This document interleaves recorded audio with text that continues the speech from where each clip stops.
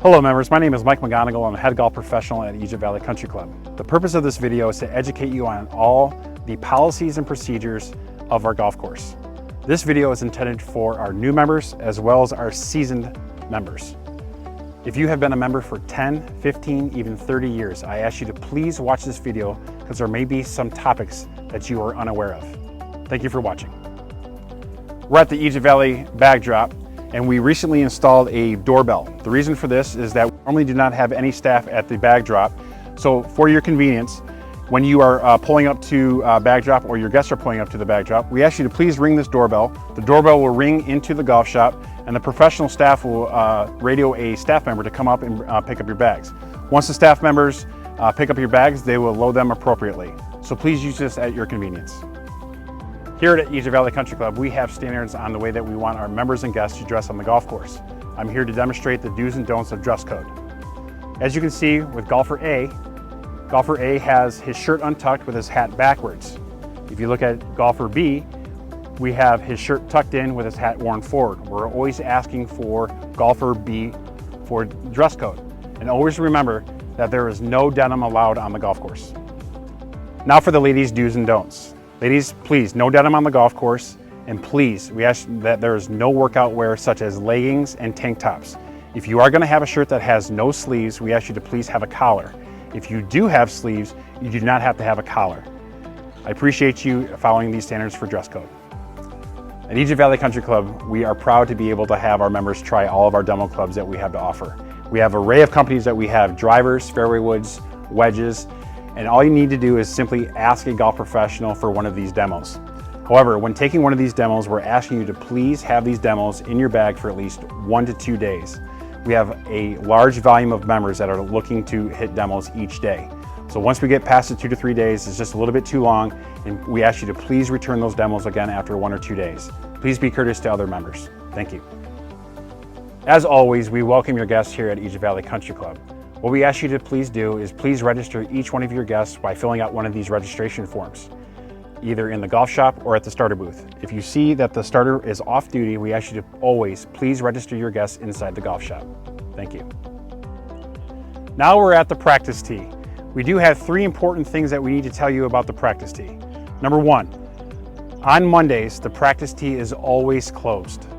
Second, when coming to the practice tee, we ask you to please adhere to a proper divot pattern. As you can see, we have the proper way where we're doing the one line for the divot pattern, and this is now the staggered. This is the way that we do not want you to hit golf balls. So please adhere to the one line divot pattern. And lastly, we have a professional instruction area on our far left-hand side of our range at all times. We ask you to please do not hit golf balls in the instructional area. Thank you. Hi, good afternoon. Jeff Holmes here, your golf course manager at Egypt Valley Country Club. My assistant here, Mike, is going to drive up and show you the wrong way to come up to the 16th Ridge tee box. And we're going to talk about cart care of driving on the golf course. And what we'd really like to do from the membership standpoint and the golf maintenance standpoint is eliminate all the ropes. They don't look good for the golf course. If you look, you can see the quality of the turf difference where we have it roped off, but this is where everybody's turning around. Beyond me here, behind the camera, we have a cul-de-sac area where you can do a efficient turnaround and come right back. And then we're gonna correct Mike and put this rope back up. And again, we have to have these ropes because people won't stay on the cart path, but please use the cart paths and we can eliminate these ropes. We just need to get in the process here. I know it saved 3.2 seconds going to the cul-de-sac, and you just whip around here. So here comes Mike. He's going to do a proper. I want to go back to the cul-de-sac.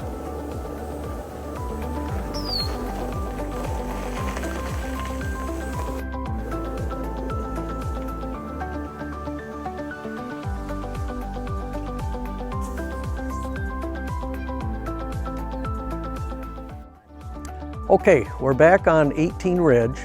And you can see the terrace mounding here to my right, your left.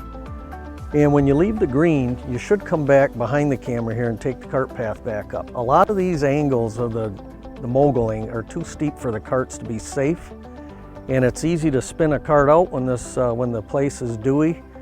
And the other thing is when you go up these, you spin out a lot and then we have to do more repair again. So it's simple to just leave these areas alone. Please exit around and go back to the cart path and take your way out of here. And that should be practiced throughout the property. The slopes can be very dangerous. Number 2 ridge in front of the green is another good example that every year we pull 2, 3, 4 carts out of that creek because people get on the other side of that cart path, and when it's wet, you're not holding the grade there. It's going down the hill and you're going to be with it. So be careful out there. Okay, now we're going to talk about golf cart usage and coming up towards the green complex. My prop here is going to hit his shot, hopefully near the pin, and then he's going to execute his driving skills in an improper way, leaving this complex. And if you watch where he goes, nice shot. We're not happy with where he's driving. We always want to stay 30 yards out from the green, and then don't take yourself through the mogul areas or the tightly confined areas. It's always good to spread the traffic. And the reason is, from your playing standpoint, when 400 people go through there in the hot summer, and that's a short amount of people, really when we look at 20,000 rounds on the golf course, maybe 15 to 20 are cart-driven rounds, and you pack that down, it's hard to hit your shot off of that. So you're gonna be the one to play from that area. We try to take care of it, but we need your help. And it's much easier to hit on some good standing up turf than all matted down.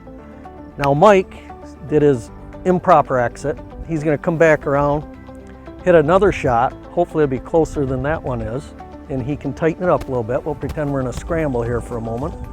He's gonna hit another shot and then show you the correct way to leave this complex. We're on number 18 ridge at the moment.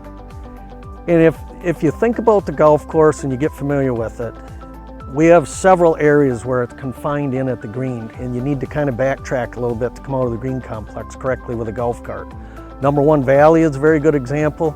Everything left of the bunker on the left side, it's all moguled up through there. That's tough areas to grow grass again, and it gets real compacted when it gets dry out. And the way our irrigation system is set up, we water the greens probably once every 2 weeks is normal, and then we hand water in between. So those areas around the outside of the green do not get watered on a daily basis. So that's the other factor playing into this when you're driving going ahead. Mike, go ahead and hit that shot.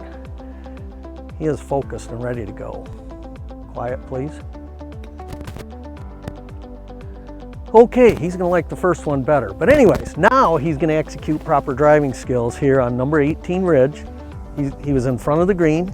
He's gonna backtrack back to our cart path and skip driving up the moguling over here where it's all severe sloping. It's a lot safer, and it really didn't take that much longer either. So it's good for your safety, and it's good for the quality of the golf course and your shot that you're gonna hit the next time. Now when he gets up by the green, he's gonna leave the cart on the cart path, all 4 tires. How many of you people pull in your driveway and take 2 tires off your driveway and put them in the front lawn? I bet 0. Same thing here. Leave all 4 on the cart path because nobody else is coming up behind you to go around you. Maybe once in a great while the bev cart would, but the bev cart can slide around you. It's good practice to have all 4 tires on the cart path at tee complexes and green complexes. Makes your golf course a lot nicer to play, and it looks nice. Thank you. Okay, we're behind the clubhouse, just outside of the beautiful west patio, coming up from the 9th green of the valley course. And when you do that, you drive on up, and Mike's gonna show you what not to do. What we don't wanna do is stop. Oh, he needs hydration or the restroom, whatever. So he's gonna go into the clubhouse, but he just left his cart in the middle of the cart path. We don't know how long he'll be in there. We have equipment coming by. We have golfers coming off the 18th green of the ridge course, so they have to come by here. So what we wanna do is correct that. Okay, Mike is once again coming up on the golf cart. He's either coming from the driving range or the number 9 valley course or whatever, but he's gonna go into the clubhouse here for a moment. So he's gonna take and pull off and park his cart in these designated parking spots. Until we get something different here for actual organized parking, this is a good temporary situation that keeps the throughway open for the players to come through, equipment to come through. The bev cart travels through here. The rack room kids are moving carts all day long. The courtesy carts that are out on 18 for the walkers, those kind of things all happen through here. So it's a busy area. So thank you for using that parking spot off to the left, and you're still close to the steps to get up and get your beverages or use the restroom. Thank you. Okay, we are on the entrance drive of Egypt Valley Country Club. The blacktop I'm standing on now goes to our maintenance facility, which is the hub of the wheel for our maintenance department to get the job done, to take care of these beautiful golf courses and the rest of the property. And over behind me here is the short game practice area, which is a good place to work on your short game, putting, etc., sand shots. What we don't like is if you look at this sign behind me, it says no parking. And we get people doing this all the time to us. We have trucks coming in here all the time, in and out. We have our employees. We have our carts and equipment coming by that we use. And the thing that worries me is one of these times, one of our employees is going to go right down the side of somebody's car with a tool that's hanging out or whatever. And then it's going to be our responsibility because your car got damaged. When in the real point of things, you shouldn't be parking here. And I always hear the story, I'm just going to be here 5 minutes, 10 minutes. It's only a couple minutes. If you knew how many times I hear that throughout the summer, it makes me sick. It probably make you sick too. But anyways, please don't park here. This is a busy area. It's a lot of traffic, and we're here from 5 in the morning till a lot of times 5, 6 in the evening. So those are the hours we definitely don't want to see you at all. But you shouldn't park here. You go up top, get a golf cart, come on down. You can park anywhere as long as you don't park on the green over here, or you can walk down the hill, whichever way you want to get some exercise. So thank you very much for not parking in our driveway. Okay, we're talking about golf course bunker maintenance. And if you look right here, this is the maintenance that staff did this morning, raked out. And then when the first person gets in here, and Mike's gonna give an example, you can see where the feet were in there to execute their shot. And then he's gonna do an improper raking procedure. And then after extensive hours of training, Mike is gonna go ahead and show the correct way to rake it. But really it doesn't take that much effort. It's pretty easy to do it right. Just a little effort put forth. You need to push down on the rake a little bit more and move just a little bit more material and bring it in so your footprints are gone. If you look back in his improper one, a ball could land right in that divot area where his foot was, and it's quite deep yet. It's probably still 2 inches deep. And who wants that shot? It might well has not even been raked. So if you look where Mike just finished raking, and you always rake yourself out to the low side of the bunker, don't go out the high side. It's hard on your ankles and your knees and your hips going up there. It's a lot safer over here, and it's better for the golf course. Those banks are hard to take care of. The more we can stay off them, the better. And it's safer for you. And Mike made it out. Maintenance team, improper, and then a nice final job. Mike leaving, and the next player can hit a shot out of there very easily. Thank you. Okay, we're greenside on the 18th green of the Ridge course. Mike is going to show you how to hit a wonderful chip shot out of the sand and then work his way out of the bunker correctly, raking it and taking care of his shoes, not to drag that onto the green. And then when we get done raking, we want to put the rake back in the bunker. That's new this year. We've always kept them out of the bunkers, and just due to the trend of golf and such, a lot of people are leaving them in the bunker. It's somewhat more convenient for the player. It's closer to you, and we're trying to put enough out so you don't have to walk through the bunker and have to rake most of the bunker to get to a rake. We'll try to minimize that. So please put it back in the bunker, and then it also helps us not have our maintenance staff have to get off their mowing equipment every time, move the rake, and then get back off again and put all the rakes back. And then over here is exactly what you don't want to do. Walking on and having the sand on your shoes. So if you can take a look at that picture, you're going to want to not do that. You want to, where Mike clicked his shoes off with his club, knocks the sand. And on a dewy morning when your shoes are really wet, you get into the bunker and come out, a lot of sand comes with you. And onto the green, it tears our mowers up, but the bigger part is you having to putt through somebody's sand marks across the green. It's not going to be good. So please clean them off for you on the green surface. Okay, topic is push carts, pull carts, whatever you want to, auto carts, robotic carts. We need to treat the greens as a sacred playing ground, and we want to keep those off of the green. So when you approach the green with your push cart, you should always stay off the putting surface, as Mike is showing over there. And then he should go all the way around the back of the green, finish out his putt, whatever, and stay outside of the putting surface. The wrong way to do it would be to get to his position and then cut all the way across the green on us. Now, agronomically, it really doesn't do anything damaging to the golf course. But the part that is wrong is, again, the putting green is the sacred part of the golf course. And when the next person comes up to line their putt up and they're looking at your tracks that just went across by the pin, they may question in their mind whether now does that putt break on the way his cart track went, or am I thinking differently, breaking left, breaking right? So keep them off the greens, please. It just isn't the right place for them. If you're walking, hopefully you're looking for exercise, and if you want the shortcut, then when you approach the green, look at the way that's going to be the shortest distance for you. Thank you for keeping them off the green. Appreciate it.